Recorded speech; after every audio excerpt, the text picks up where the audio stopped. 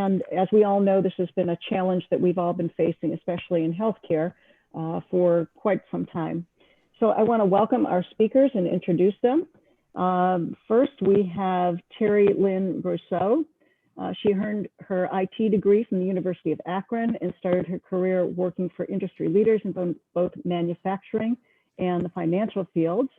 She is currently serving as the coordinator at the Cuyahoga Valley Career Center. So certainly her leadership is most welcomed here. She also earned her MBA in organizational leadership. We also have Andrea Wellman on the call. She's a graduate of the University of Toledo with a bachelor's degree in healthcare administration. She has 10 plus years working as a human resource director in the healthcare field, and she is currently with Reach Long-Term Care Ohio. She's the corporate director of human resources and serves as the regional human resources director in home healthcare for Northeast Ohio for the last 8 years. We also have Martha Sluka. She is with CCRS, which is the Career and Community Resources of Cuyahoga Valley Career Center in Brecksville. She is basically on a mission to match the public career centers for students, alumni, and community members with great opportunities to fit their talents. So certainly all of your expertise is very important. She has a master's level certification as a financial planner. So lots of really great people on our call today. Melanie Knight was to join us, so I will introduce her. Hopefully she joins us shortly. And Melanie has been a nurse for 22 years. She has a master's degree in nursing from Cleveland State University with a focus on forensics. She's currently finishing her bachelor's degree in criminal justice. And she is the director of nursing for Hondros College of Nursing in Independence, Ohio. So she serves as their leader for nursing on that campus. So lots of great people that we have joining us today, and we very much appreciate your expertise and welcome all of you that are on the call right now. So I want to launch right into some of our questions, which our group of speakers have received ahead of time. So Roberta, before you do that, I'm going to remind everybody we have started recording to record the program. Thank you. Very good. Appreciate it. So first question, are you currently having difficulty recruiting staff? What positions are most difficult to recruit for? And has the challenge of COVID worsened this challenge for you? So why don't we start first with Andrea. Hi. Hi. We have 16 locations throughout Ohio, and it's really location specific of what COVID is still implementing in our facilities. The biggest staffing crisis we probably had was end of March, beginning of April. Everybody was really just unsure, never been through a pandemic before, didn't really know if they wanted to continue to work and be exposed. And we've kind of started to see that evening out. Our staffing levels are picking back up. Everybody is, I hate to say, kind of getting used to what is happening. It's kind of our normal life at this point, and we just have to move forward and deal with it, take our proper precautions. So some regions, we still do have some staffing difficulties, but we are definitely seeing a big increase. And again, some are STNAs, and that kind of goes across the board. It's kind of one of those positions that continues turnover. And then some markets, it's nursing, and some are totally fine in staff. So So for all these questions, we're just focused on Northeast Ohio. So we're just looking at basically the east side of the Cleveland suburbs. So we're not really worried about Cincinnati or Columbus. I know you have facilities elsewhere, but just here in this area. And while I'm speaking, I'll jump in. Yes, we are definitely looking for more caregivers, and we are certainly short in terms of just being able to meet increased need. Yeah, and I think, you know, for our purposes of our conversation, the people on the call are mostly from Northeast Ohio. However, I think it's very significant to point out that McKnight's just had another article talking about how CMS now is going to start focusing more intently on the staffing crisis throughout the country. You know, when we first started this group before it turned into Cleveland Senior Area Network, you know, Cleveland East, we started our panel discussions about recruitment and retention. So it has been and is becoming a more serious concern throughout the country, let alone in Northeast Ohio. But yeah, for the people on the call, that's what they're most focused on. How about Martha? Would you like to jump in on that question? Sure. So we have a job board at the school for both our high school students and adult ed. And right currently now we have 2 in-home care positions posted, but we do not really have a lot of STNA positions posted or PN nursing positions posted. And just to give you an idea, we post around 600 jobs a year. So it's about 35 or so a month. We right now don't have a lot of people or institutions reaching out to us as far as the job board, looking for STNAs and PNs. But I do forward on other job boards that I get and, jobs, and we certainly see the need out there. Just don't have any posted right at this minute for us. Will you post your contact information also in the chat, Martha? Because we're happy to share with you some of the positions we have open. Okay, that'd be great. Excellent. Terry, would you like to take the same question? Yes. So as far as our hiring here of specifically people to teach STNA and nursing, we're really not having trouble recruiting staff. And I honestly think that some of that has to do with some of the flexibility and scheduling that we offer our instructors, as well as some of the benefits that we give them as far as continuing education, being an educational institution. Sometimes that's really good for retaining your people, is the ability to keep them up to date on their own set of skills. And we have seen some of our partners in the community actually utilize us to help retain some of their good staff through training. It's just a benefit that you can offer that has benefits both to the company and to the employee.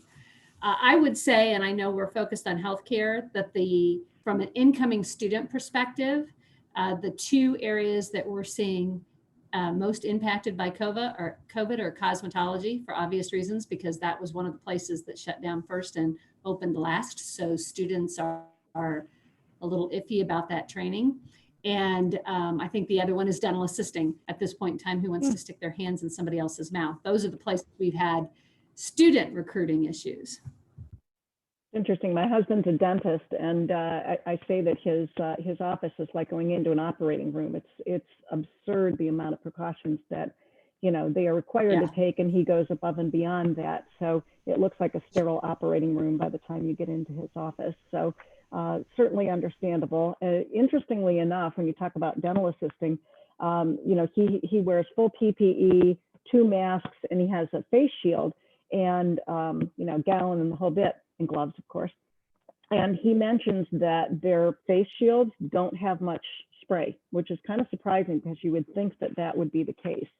So, just interesting that that's being affected. You don't see nursing or STNAs being affected at all? Actually, no. We are just wrapping up a full class of STNA students.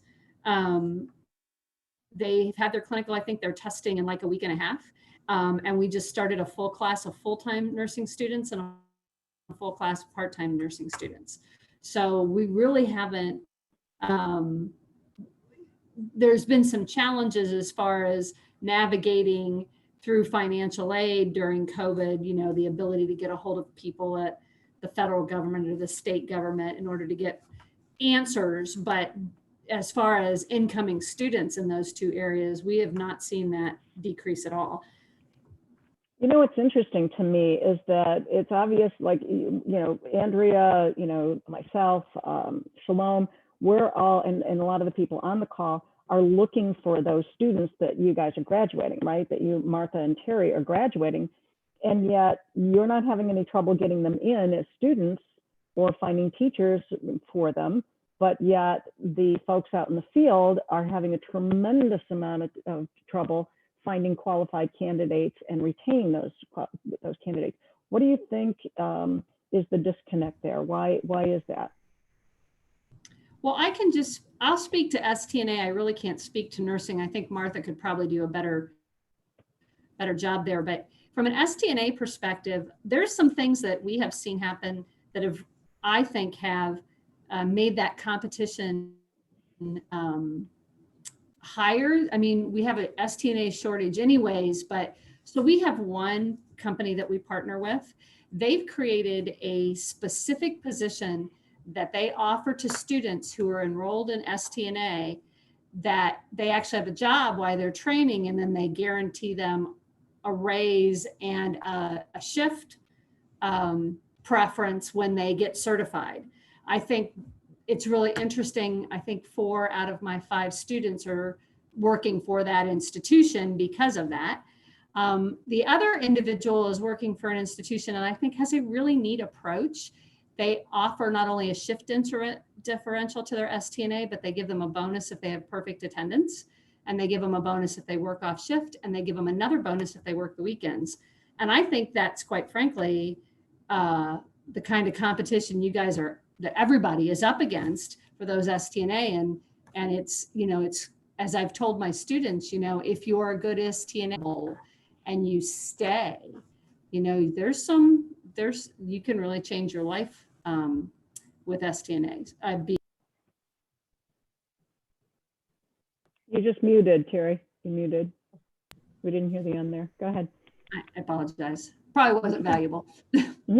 I'm sure it was valuable, actually. I find that fascinating. Andrea, would you say that REACH is doing any of those kinds of things? I know that a lot of places, and it kind of goes into our next question, which has to do with hero pay, and pay for referrals and, the sort of bonus structures that we've all put in place. And, I personally, professionally have seen a lot of that backfire, right? So sometimes you'll pay a hero pay or a bonus pay, and they figure out how they can kind of manipulate the system to call off, or, I'll give you extra pay when you come in to work extra. So, how has that worked out for you, Andrea? And has REACH done any of those types of things currently? Yeah, we've really had to get creative the last couple of months, determining, do we offer sign-on bonuses? Do we have COVID pay? So we have initiated, if one of our facilities has a COVID unit, it's most likely they're getting an hourly rate for the amount of hours that they work within that unit. Sometimes we're offering gift cards so that they have instant gratification. If we have an open shift, sometimes they don't want it to be on their paycheck. They want it right now, a gas card or something of that sort. So just those things that you can provide immediately to the staff members. We've offered referral bonuses, get your friends in here. We have these open shifts. Do you want to work with them? Are they, attendance bonuses is another thing. So perfect attendance for a pay period. You show up for every shift, you're on time, and then we offer, $100 or something of that sort. So, and then shift pickup bonuses. How much of a sign-in on bonus, Andrea? What are you finding the sweet spot is? It really is specific to the facility. In this region, probably between 1,000, 2,500 for nursing, 500 to 1,000 for STNA staff. No, we do like to try. Go ahead. I'm sorry. No, we like to try and pay those things out in quarters. That's to keep the retention, and then see, depending on staffing levels, do we also do an attendance bonus? Just throw in some of those extra items. Yeah, one of the things I've done that seemed to be successful, and it was just a few years back, was a clinical ladder program.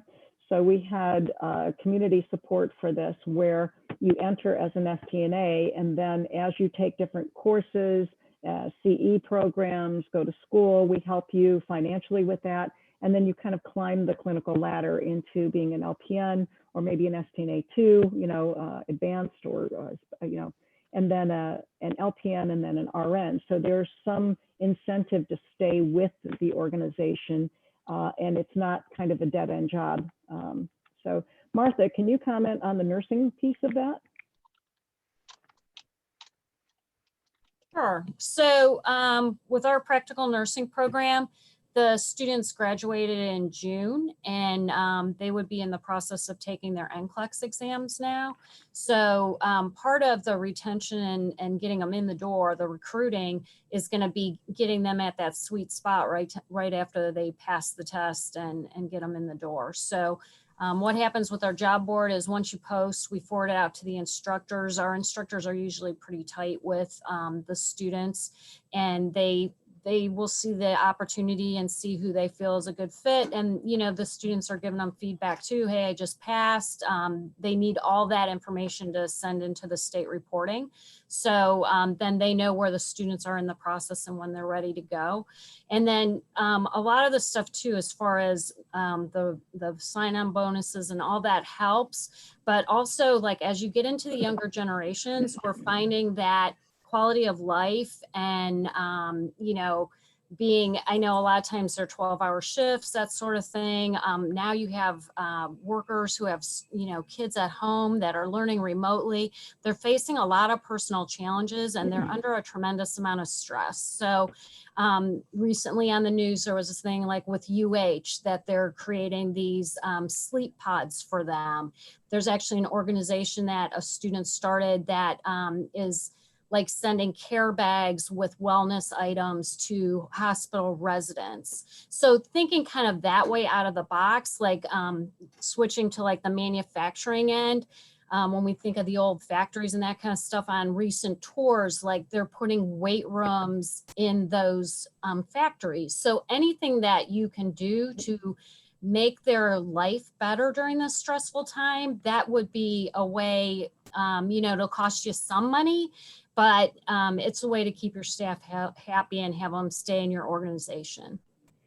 You know, you brought us right to the next question, which is a perfect segue. So the next question had to do with how do you have a process to determine staff satisfaction? So the employee satisfaction, I think a lot of times we look at the patient experience, we look at our resident satisfaction, our client satisfaction in home care, but we don't always look at staff satisfaction. And I think to your point, Martha, especially younger generations are looking for that work-life balance. Terry or Andrea, maybe Andrea directly, you would be involved with this. I know you and I worked some on some of these sorts of things with REACH. What things are you currently doing or looking at, and how do you collect information about staff satisfaction? So we are a rather newer team. So we're continuing to implement new policies and procedures. We have a lot of exciting things coming up over the next several weeks. But we do, one thing I like to make sure that all of our staff are doing is maintaining an open door policy, so that staff know that at any time they have a concern, complaint, something of that sort, they can come and address it with their management, their supervisor. Another great piece about REACH is that our corporate team is on the ground. So we are out in the facilities. We are not, you know, a typical up in some high-rise building.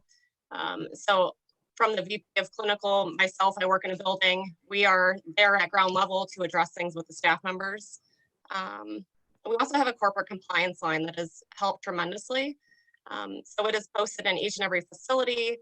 And then that way staff have an outlet. If they don't feel comfortable talking to someone within the building, or say they have and it hasn't been addressed, then they can call the corporate compliance line and it will get fielded to the appropriate people, and then their concerns get addressed immediately. So great. Shalom, do you want to address that within your organization that you run with Right at Home? Sure, I'll jump back a little bit as well, but just to address that, we do have a company, a vendor, that does quality satisfaction surveys for us.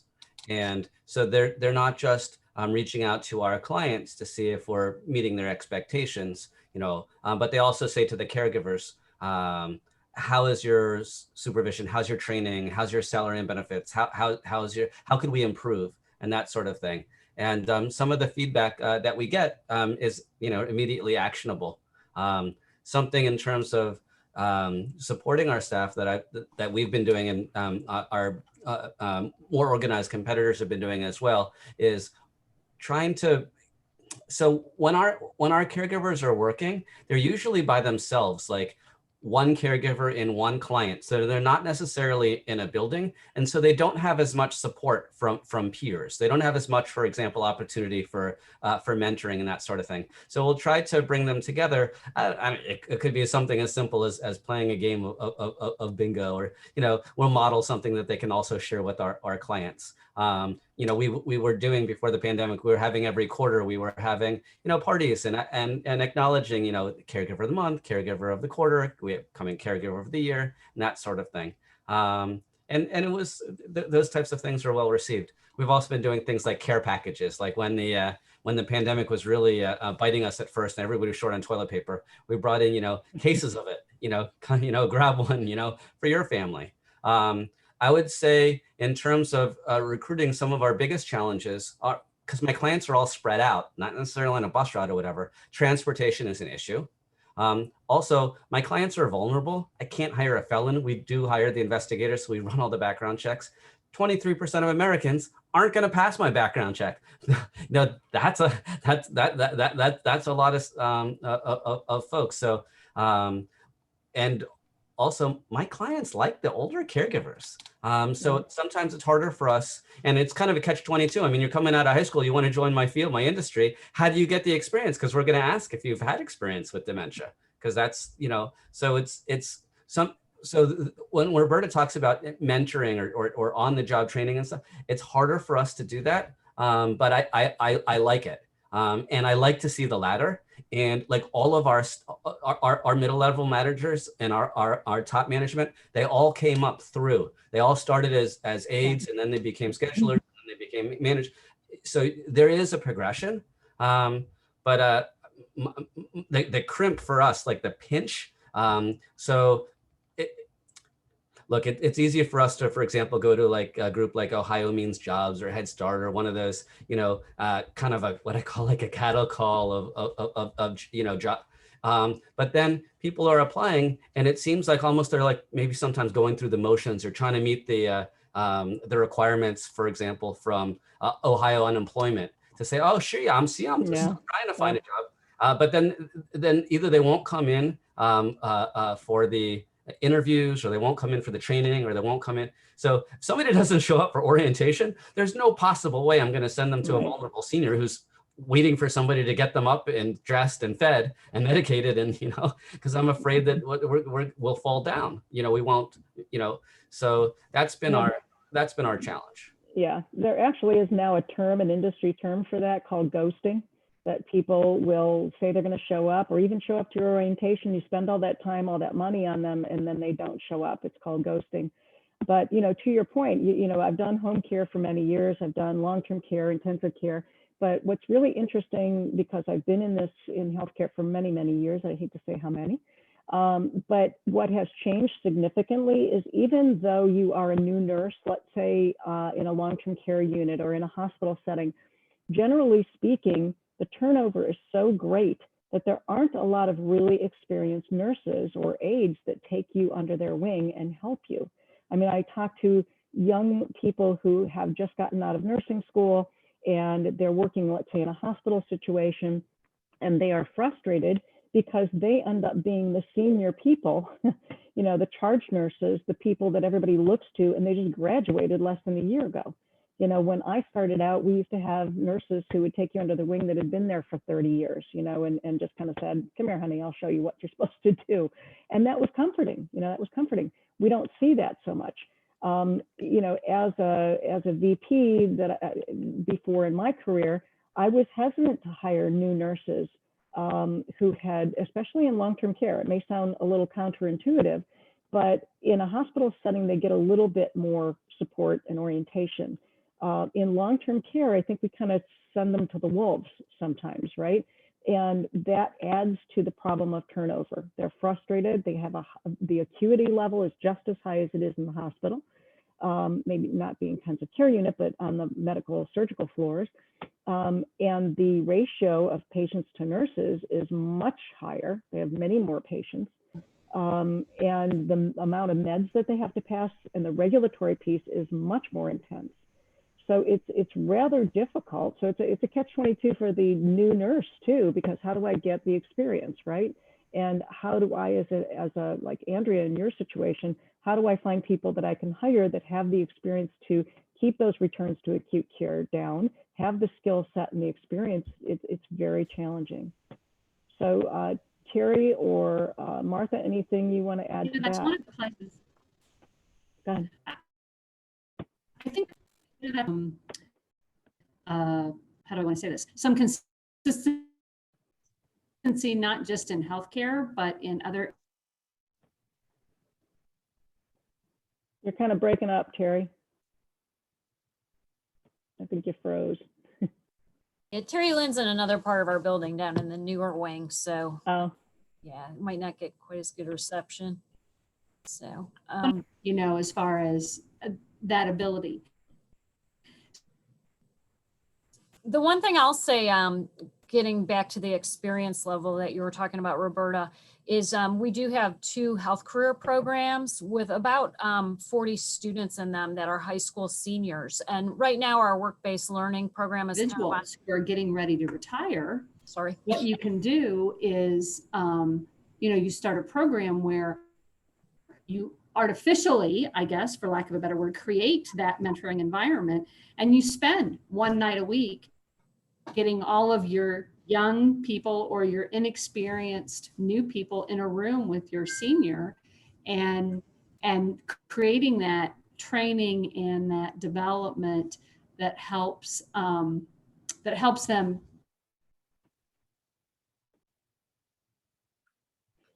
we keep losing you, Terry. Sorry. We're not hearing you. Sorry.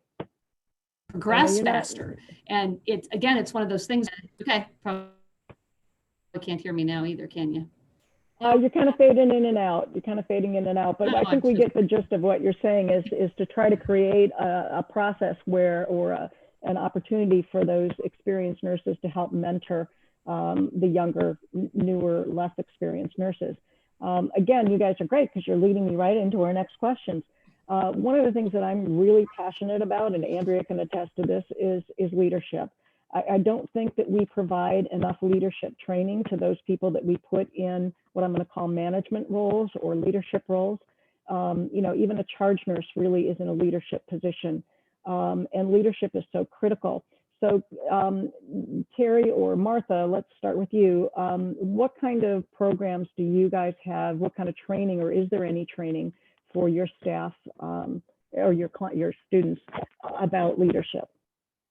So the nursing program has been around for over 50 years, and we have a very qualified staff up there that have had a ton of experience and that I can attest have great leadership skills. So I think it's instilling in their students the confidence in their abilities, and, you know, just walking the walk, so to speak, as well, and how they behave and train them and utilize all their experience. A lot of them work full-time for us, yet maintain part-time to be in facilities. Like our supervisor of the nursing program, I know, is very dedicated to dementia care and that, and she works part-time in a facility. So they're hands-on. Of course, they have clinicals and that, so they're in the facilities that way as well. But I think just seeing their presence, they're all kind of larger than life people that I think kind of just instill in the students that strong personality, and they train them really well, so they have confidence in what they're doing. And they've had such a vast experience that when something comes up, like on clinicals or something like that, that they can really address with them how things should be handled and that sort of thing. Andrea, I know you and I work together quite a bit with looking at leadership programming, and I did quite a bit of leadership training with our directors of nursing. Anything new that you guys are doing as far as leadership is concerned? Yeah, I mean, just really adding into our clinical team, we have grown, we've probably quadrupled since last year. So just adding in those additional mentors. Each department really has someone to go to at this point. We've also added in regionals so that the business office has additional support. HR has additional support. We have a VP of clinical, we have regional clinical. So there's just those extra levels that, the DONs and administrators can go to when they have a question, when something's wrong, when surveys in, and they really have those additional resources and people who have had a lot of experience be able to reach out to. Yeah, I think to your point, having those role models is so important. Go ahead, Terry. I just wanted to throw in that we were sort of recognize this leadership gap, but particularly I see it generationally. We have a new program offering up there that can be customized. It's called 3 Vital Questions. It's all about removing drama in the workplace and in your life. We have found that to be very effective. If anybody's interested in that, we have found that is offered, some version of that is offered in all of our adult ed programs for that reason, because it appears like a generational thing that some of our younger workers, I'm going to say thrive, for lack of a better word, on drama. We have some really intense programs that, and I think my internet's unstable again. So no, you're coming through okay. If you could put a link or something to that in our chat or send it out to us, that would be great. I would definitely be interested in that. Like I say, I think most people, when they leave an organization, obviously not being terminated, but they leave because they don't get along with the leader, right? Or the lack of leadership. They leave the person that they report to, they don't leave the organization. So that's why I always stress how important leadership is. And I think I call it poof, you're a manager syndrome. So, you're a great nurse, you're a great aide, whatever, we're going to put you in charge of this. Now you're the director, or you're the regional, or you're the vice president. It's happened to me before, and here's your office and here's a phone list and good luck. So, yes, there are people around that you can go to, but, you shouldn't have to learn on the job, if you will. We should be helping to mentor those folks. And again, I think we've kind of lost, because nurses have retired at relatively early ages because they get tired of the rat race, or they've gone into something different, not working on the floors, just because it's so difficult. We've lost that sort of experiential leadership in the clinical setting. So, any other comments on that? We can move on to another question. And of course, if there are questions, we'll open it up in just a few minutes to our group here and have you guys introduce yourself as well. How would you say that staffing or recruitment has affected patient and resident satisfaction right now? Andrea.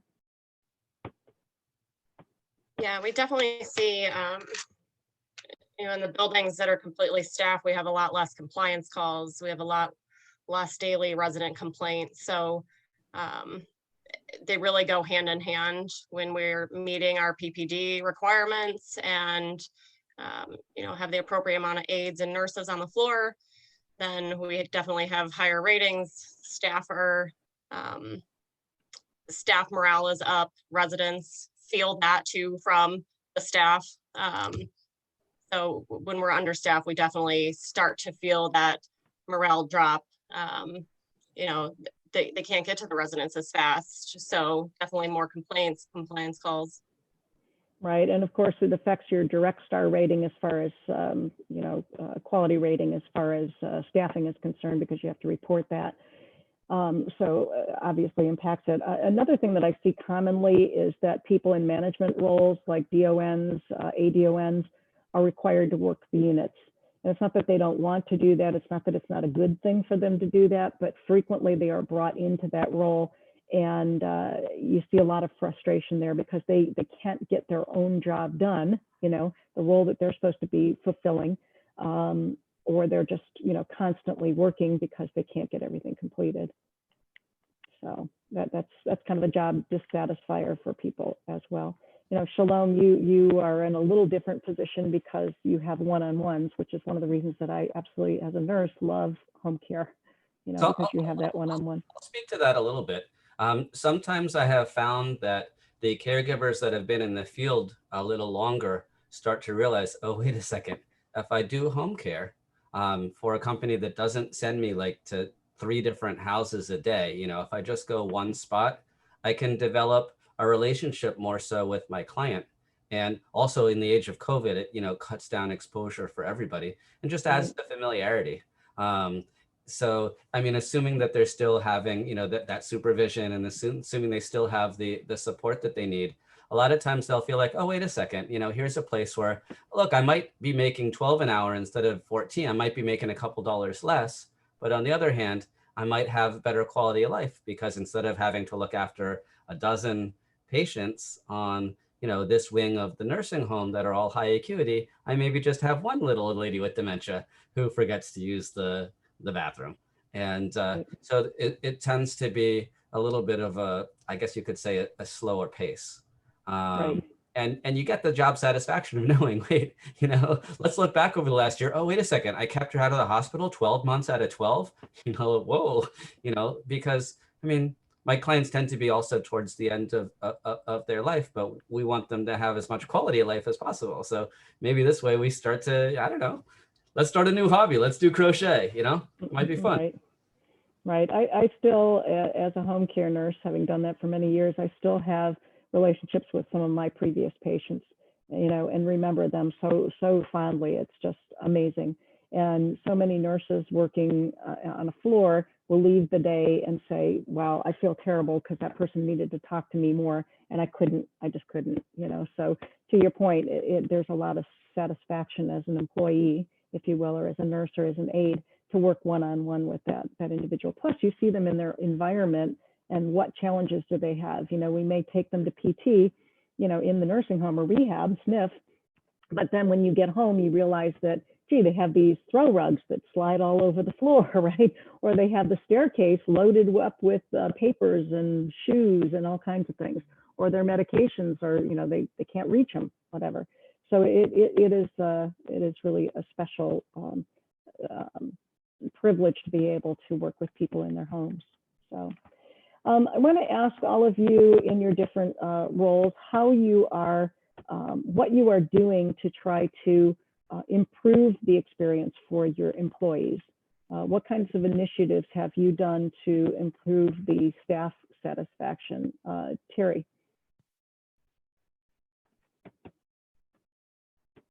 So hopefully you guys can hear me. I'm having some internet problems. So I would say, and it was interesting you said this early on, Roberta, people leave supervisors, they don't typically leave jobs, right? So one of the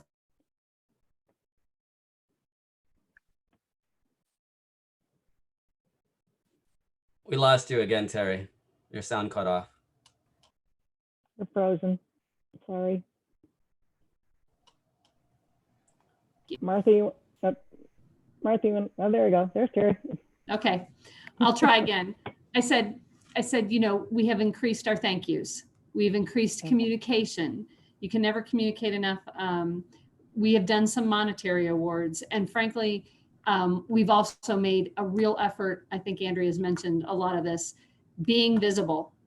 You know, it used to be, you know, if I didn't see every instructor every evening, wasn't a big deal. It is a big deal. And I make sure I see every instructor every week, every evening. So, and I contact them when it's not their day to work because I want them to know I care and that they're there. And I think that makes a big difference. Yeah, I think that's absolutely huge. You know, John Maxwell, who is a rather prolific writer and speaker on leadership, says, you know, you have to make a connection, right, as a leader. And making a connection is all about, you know, those interpersonal skills, and connecting with people is really caring about them. You can't really fake that. You can't, because it comes across. Martha, anything you want to add to that? I'll jump in. Something which I really love seeing is, let's say one of our clients just decides to call me, you know, the owner of the company, to say, you know, such and such was, you know, went above and beyond for me or something like that. So I hear those things, I don't know, probably a couple, 3 times a month. I'll call the caregivers directly, and I'll get in touch with them and I'll share with them exactly what their happy client said. And it also gives us a reason to, you know, slip them a gas card or a grocery card or something like that, you know, but means a lot. And I remember I've had caregivers that have been with us for years. They'll say, "Do you remember that time of that client?" Mhm. And yeah, so it's the thank yous, as Terry says, really are so important. Yeah, I think to Andrea's point too, and I was unable to do this when I worked with REACH because of COVID, and I'm kind of high risk. But when I was director of nursing, I was brought onto a unit that had a lot of turnover as far as the leadership was concerned, and the really struggling SNF. And one of the things that happened, I had come from home care, and one of the things that happened is I walked by a room and call light was on. I walked in, knocked on the door, walked in, and there was an aide in there, and the patient had been incontinent. It was kind of a mess. And I walked out, came back in with, you know, towels and chucks and gown and all that kind of stuff and gloves. And she looked at me and she goes, "What are you doing?" And I said, "Well, aren't we going to help? Aren't we going to clean her up?" And she looked at me and I'll never forget it. She looked at me and she goes, "Where did you come from?" And I was like, "Home care upstairs." I didn't get it at the time. Well, the word of me actually helping somebody to do that as the director of nursing, like, spread like wildfire. And I didn't do it, you know, kind of purposely. It was just who I was. We were there. We were all there to take care of our residents, our patients, and that SNF. So that was just who I was. That was me being me. And I never passed a call light without going in. Of course, it never failed when I was late for a meeting, call lights would go off. But I would never pass a call light and not assist that resident or patient. And I think that just by serendipitously, that spoke volumes to my staff, that I meant what I said, that I wasn't going to just sit in my office, you know, and tell them from up above what they should or shouldn't do. I was there to make sure that they were successful and that our patients were well. So Roberta won't walk by the glove lying in the middle of the hallway. She'll pick, and everybody will see, oh, that's, talk about leadership by, that's in the military, we in the chaplain corps, we called it deck plate ministry. You're out walking, you know, you're out helping to serve and share. Yep. Roberta, do you want to give our non-panelists a chance to maybe just say their name, where they work, and if they had like a question or a thought, because I know a couple of them have been very patient, but they also have some extremely relevant experience. Agreed. Lee, would you like to start? Introduce yourself and any questions? Yeah, Lee Jackson. I'm with Right at Home, and Shalom is the one that's in the front lines far more than I am, so he can address all those kind of things. I don't have any particular questions at this point, but speakers have been very helpful. Okay, excellent. Jim Kaler from Kaler Law Firm. Any questions or anything you want to add? No, I like listening in, but don't have any particular suggestions, especially since I work alone. Okay. The hopes someday of growing, these are all important things to hear. Good. How about Jeff? Jeff Myers? Would you like to introduce yourself? Tell us where you're from and any questions you have. You there, Jeff? You're muted. There you go. Oh, all right. Can you hear me now? Yeah. All right. Yeah, I'm Jeff Myers. I'm the owner of the Westlake location of Right at Home. We've been here about 3 years, and we're facing a lot of the same issues. So I wanted to be a fly on the wall on this one to see what everybody had to say. It's been very helpful. Great. Thank you. Melinda, I see you joined. You're on there too. Melinda Smith, want to introduce yourself and any questions? Part of our board.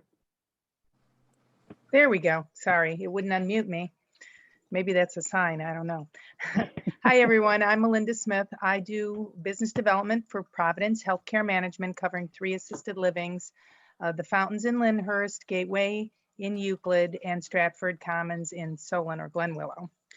I found this extremely interesting. I spend most of my time at the Fountains. I will say our ED has a very an open door policy, both for our residents and for the staff, and they use it.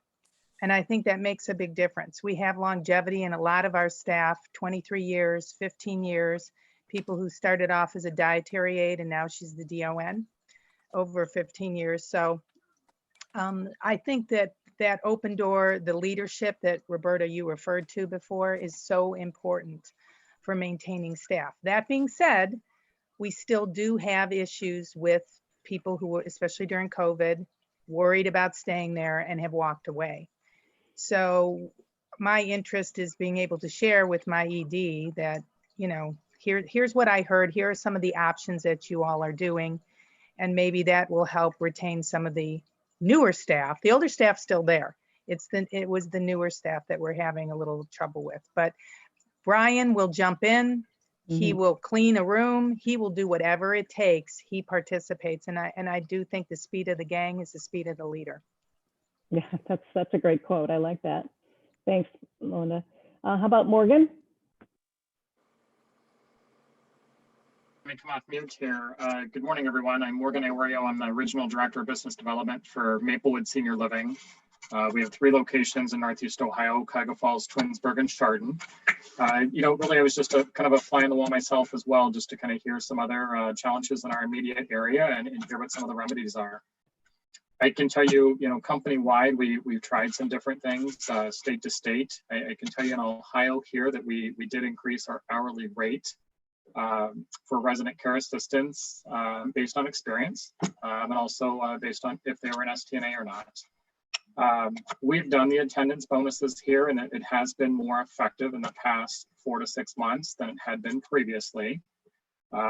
Initially, that was on a 30-day basis, and we've reduced that to a pay period, and that has helped. Another avenue, we've also offered a employee referral bonus. So if you refer a friend and you know they work out and they come on board and they're with us, that payout is $2,500 over the course of 9 months.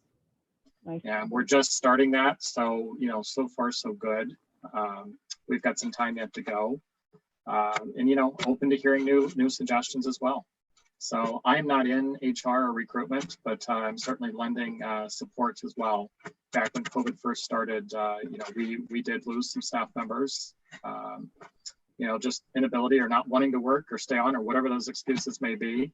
You know, so we as managers lended some support and evenings and weekends, care staff as well. Very good. Thank you, Morgan. How about Cindy Cardwell?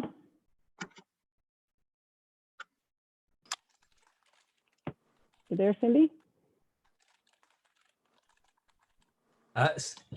Cindy is there. She's just, I think, maybe called away, but she's okay. basically helping different seniors to figure out what their assisted living options are. She's a senior move manager. She's helping people to look around at some different choices. And Caring Senior Choices is the name of her company. She's been in quite a number of the different buildings, so she's, you know, fairly familiar with you know, the goods and the bads and the ups and the downs. And it's obvious to see when you're in a building that had 19 residents yesterday and then 49 residents today that there's going to be some challenges.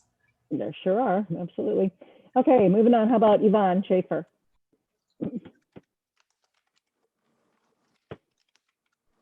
You there, Yvonne? You're muted. Okay, we'll move on. Karen Ramba, you there? Yes, I am here. Thank you. You're welcome. I'm with Caring Transitions, and we help seniors move into senior living communities. So it's helpful for us to understand what's going on in the communities because each community has different guidelines, and those guidelines change daily, as you know. Sometimes, unfortunately, we do have to leave all the items at the front door, and the staff is moving all of that in and unpacking it for their residents. So the more we know about what's going on in the communities, the more we can be creative and adapt on how we can help them, even as much as now providing floor plans on where those items will go in the room, so the staff doesn't have to deal with that as much and they can just follow that guideline and see where things go. So we work with a lot of out-of-state families too, logistically getting their parents moved into senior living communities. So this information was very helpful, and I think the hiring situation is challenging right now. Even, you know, with us, we have a lot of work. We could use more team members. So it's interesting just to hear the input. So thank you. Appreciate it. Thank you. Nancy Papa, hello. You're muted. There we go. Hi, Nancy from HomeWatch Caregivers in Beechwood.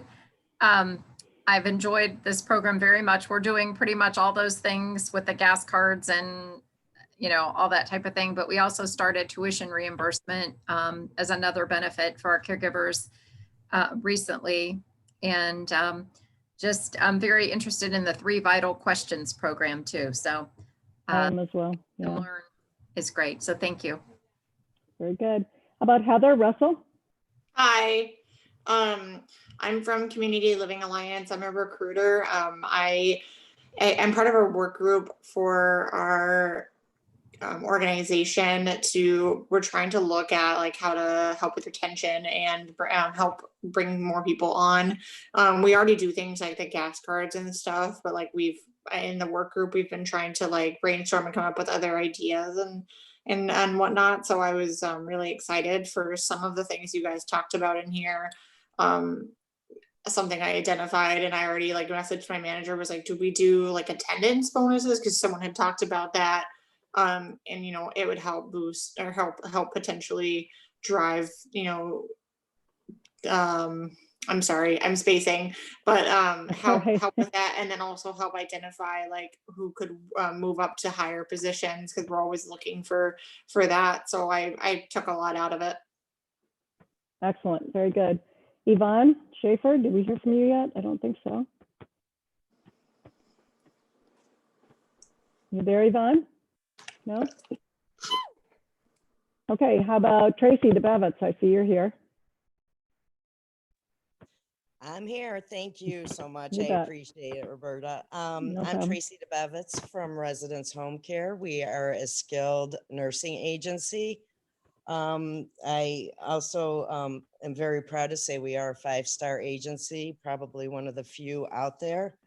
First of all, this meeting was great. I appreciate everything. And Roberta, you are my role model, because I believe and I'll send you my bill later. But I believe honestly that leadership, you can't just be a leader without being going in there and doing the job yourself. Melinda and I spoke about that yesterday, and that's a true leader. My company is a small company with several patients, and we have over 1,000 employees. What I like about my company is that they are consistent. We make sure that we get the same nursing staff, the same OT, PT, speech. We have nurse practitioner that we work with the same people and to see the same residents all the time, because consistency does improve everything. We also do in-services. So again, anybody out there that is interested in in-services, we do them for the residents, we do them for the staff. We would be more than happy to set that up. As being a small company, we are able to do things outside the box. So we're not a big company saying, you know, we can't do that. Call me up and let me know what you need and we can make it happen. So again, thank you, everybody. Appreciate it. And you guys are a 5-star group too, so that's pretty neat. Thank you. Sure. Sharon Nicholas. Hi, can you hear me? Yes. Okay. Thank you. This was really great. I did enjoy all of the the questions that were posed and answered. I am also very interested in the 3 Vital Questions program that was spoken about too. I have found that I should also say too, I'm the healthcare liaison for Beechwood Commons, Aberdeen Crossing, and Southwest Commons. So I have found that the struggles for our assisted livings have been for the 2nd and 3rd shifts. And, you think you have somebody on board and then all of a sudden, they don't come in, and then you have the managers on call that will go in and fill. So I think those are our biggest challenges, but I did appreciate some of the ideas that you had set up. I think somebody had mentioned care bags, which are wonderful, and maybe a sleep point too. So if somebody has to pull a double, there'll be somewhere for them to lay down for a few hours. So a lot of good ideas, and thank you very much. It was great. You're welcome. Cindy, we missed you before. We did give a shout out to your company, and I see you're back on. So thank you for being here. I think I got everybody. I haven't talked about who I am. So I own a company called 5 Star Clinical Solutions, And we go into organizations, post-acute care facilities to help them to be the highest quality that they possibly can be. Of course, there's many things that involves. We are also starting a new part of our business that I've been doing actually gratis during COVID, and that is to be an advocate for people who are either hospitalized or have family members that go to the doctor, let's say, and let's face it, we're all pretty busy. And let's say mom needs to go to doctor's appointments and you need transportation and or you need someone that is knowledgeable to help ask questions and provide you as a daughter, son, whatever, some information, good information about what that conversation was about and that visit was about. So we act as advocates for people all the way up to and including hospitalization. That actually is a 1-year anniversary from when my husband was hospitalized and almost passed away. And fortunately, he sent me flowers the other day. He said I saved his life, and that actually probably is true. Had I not been there and intervened as an advocate, he probably would have died. So, kind of really fills me with passion to make sure in our very complex healthcare world that people are able to understand and ask the questions that they need to get the best care that they can. So did I miss anybody at all? Yvonne, are you there? Are you back? Yvonne Schaefer? No? I thought I would give just a reminder that we are working on putting these panel discussions together about once a month.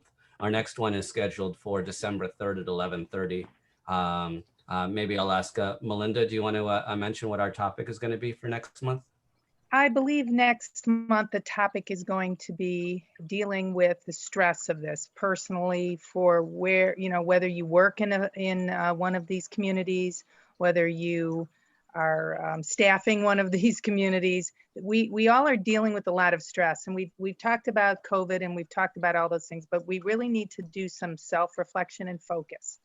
So I believe that will be our panel discussion. So if anybody has somebody you'd like to refer to us, please do that. Send it to Shalom, send it to Roberta. They help get the panelists together. So that's our next speaking thing. Before we pop further, Cindy, I have a question for you. I know that you weren't there when we first introduced your company, but you were previously in HR. How did you feel about this discussion? And go ahead if you want to say more about your company. We just kind of did a quickie. Yeah, I know. I'm sorry about that. Actually, I'm working on a family emergency with a mother, with an aunt who's getting severely advancing in her Alzheimer's. So trying to have my cousin understand why her mother's talking to her like she is. So my apology. But back to, and I know Roberta and I talk about this endlessly, and it's leadership. And I appreciate the work when everybody's trying to do some training in leadership. But to me, that is actually, when I talk about leadership, I'm talking about the senior executives of the organization. And probably not the people we're talking to in the communities, but the owners of them, the very senior top, because that creates the culture of the organization, and that all trickles down. So how those individuals behave, the culture they create in the organization will influence the behaviors in the organization. And unfortunately, when I did HR surveys, the number one reason people leave their job is their manager, their direct manager, and it's not the money. So we see people moving all around all the time, and it's not the money because they're making the same amount of money from place to place. So management is huge, but it really does start at the very top. And I struggle with this industry because it's pretty pervasive in the industry. And it's so critical to the people that we're trying to help and support through their final years of their life. So that's, my background in HR was a lot of survey work, and that is still true today, that the number one reason is your management. And I was on McKnight webcast not too long ago, 2 weeks ago. The turnover in the SDNA is minimum 45 to 60%, more common is 100%. I saw something on McKnight, I think yesterday, that said 149%, which is insane. I mean, you just think about not only the quality of care, the continuity of care, but the cost of that is phenomenal. I mean, Andrea, as an HR person, you know how expensive it is to train someone. Go ahead, Shalom. In private duty, the turnover rate. So for the companies that are really not doing it well, it approaches 400%, which means new staff every quarter. And for the companies that are doing it well, like Cindy said, it's under 100%, but that's still way too high. Like what, 100%? Yeah. I would like, I don't know, for our company, half of our caregivers have been with us for more than a year and half of them for more than 2, more than 3, more than 4, more than 5. But that's, we still have room for improvement. At the beginning of the pandemic, there were a lot of people who just took kind of like an wait and see type of approach before being willing to take on a new client. Anyway, so I'm gonna jump back to where I was heading. I asked Terry before her internet went out from CCV if she could provide us with the 3 vital questions, you know, basically on reducing drama, because yeah, drama and dementia don't go well together. We like calm. So we'll ask, and if I'm able to get that from, if she's able to forward that to us. But if and I don't know if this goes for Cindy or for Andrew, if you see something specifically on something similar for senior executives, for management in terms of leadership, I mean, that's clearly a need and a theme.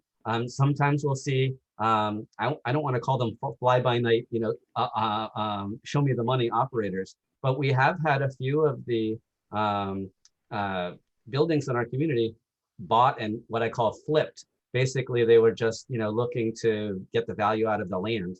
And it wasn't about care for the clients. And those are our neighbors. We know those folks. So we're looking to try to improve in all directions. And yes, it does trickle down to people's being able to stay in their jobs. Roberta, you want to ask about if there's topics for future past December, if we're looking into the new year of 2021? Yes, that sounds great. And also just a shameless plug. One of the things that I do is either a half day or full day CEU, fully accredited CEU on leadership. So if any of you are interested in that for your organizations, I can provide CEUs for that event. It's either a half day or a full day CEU.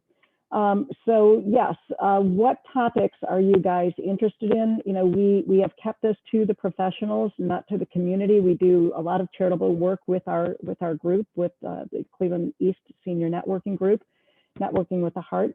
But what are the things that you guys are interested in?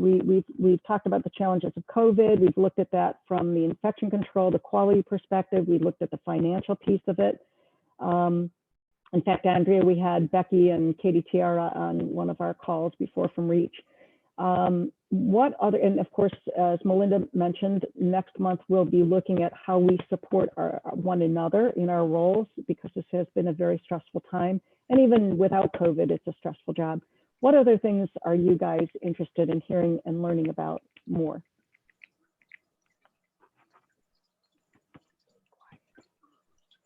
Anyone?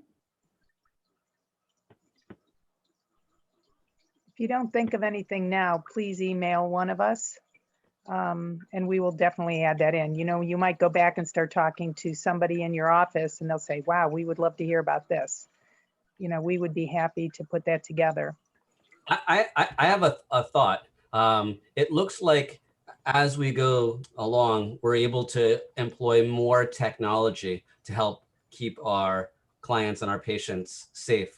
Would that be an interest, something to that we might want to focus on in terms of different ways we can harness the computational power that I now have in my hand to help our businesses? You know, to that thought, one of the things that I have always said is that data is what helps marketers. So those of you who are still on the call that do marketing, I call it data, not donuts. Would it be helpful to look at what kinds of information or data you should be collecting to market? Does that make sense? Mm-hmm. Because, sometimes we go out there, Melinda, you're in this biz, Lee, you too. In some ways, all of us are. When we go out there, we bring, Starbucks coffee, or we bring the best kind of donuts. And, the guy next to you who's your competition is doing the same. So how do you differentiate yourself in that marketplace? And how do you get people to refer to you, to a REACH versus, any of your competitors? What is it that your marketers can do? Would that be a topic of interest? maybe, I would- someone putting in some new ideas. Go ahead, Sharon. I was just gonna say, I'd be very interested in that topic. I think that's a great idea. Okay. That might be a great way to start the new year because we're going to come off of a very difficult and interesting 2020. I suspect we won't have huge changes in the beginning of 2021, with the respect, though, that we will be stuck indoors, which is going to make marketing challenges even harder. It's Yeah. going to be like March was, right? March and Yes. April, except in January. So, Yeah, agreed. Okay, so I'll put something together on that and we'll send some information out. So that would be perfect for our January because we have our December presentation ready. Shalom, any other thoughts? One other thing that I'm thinking about is it seems like, I don't know if you would call these political stresses. I mean, I know we're like 2 weeks out from a major election, but it seems like there's like pressure, for example, on hospitals to dump the patients that are at a greater risk of passing away in the hospital or a greater risk of costing the hospital a whole lot of money or whatever. Or I mean, it just seems like, I don't know if you would call this like kind of like the politics of patient care, but it definitely seems like some of the insurance companies sometimes are driving care decisions, like saying to a skilled agency, well, you have to rehab that hip in 30 days. You can't do it in 90 anymore. Would you call those politics or like unfunded mandates? Like, yes, you have to provide all this PPE and no, you can't charge anymore. I don't know. I think that ties in, it dovetails pretty nicely with the idea of data collection, because that's where administrators, hospital administrators are being pressured. So they have to jump through the hoops to get, the problem is if you take CMS's money, there's going to be strings attached to it. It's one of the reasons that I've said, private duty home care, they've talked about reimbursement and, CMS, Medicare, Medicaid reimbursing. Watch what you wish for, because when there are always strings attached to that. So perhaps we can kind of balance those two things and look at, what drives that data that you want to collect? Well, it's because the payer sources are looking for information and they want to work with the best, right? So does that make sense? Connecting those two dots? Okay. All right. Anything else, guys? Because I want to be respectful of everybody's time. I see we're just passing the 12:38 mark. So anything else? I just wanted to add on behalf of Terry Lynn, since she had to leave because of her connection there. We do offer customized training out of adult ed as well. So if you are in a facility and you have perhaps dining, aides or whatever that you want to train as STNAs, but you want a group of people just from your organization to get that training, she can work on getting that for you as well. That's great. Thank you, Martha. Yeah, thank you. All right, I think we should probably wrap up. I just want to thank our panel discussion people here, Andrea, Martha, and please send our thanks to Terry as well. We very much appreciate your time. I know you're busy people, you all are, and I hope this was beneficial to all of you, so thank you. Thank you. Thanks, everybody. Have a good afternoon. Thank you. Thanks. You're welcome. Take care. Bye.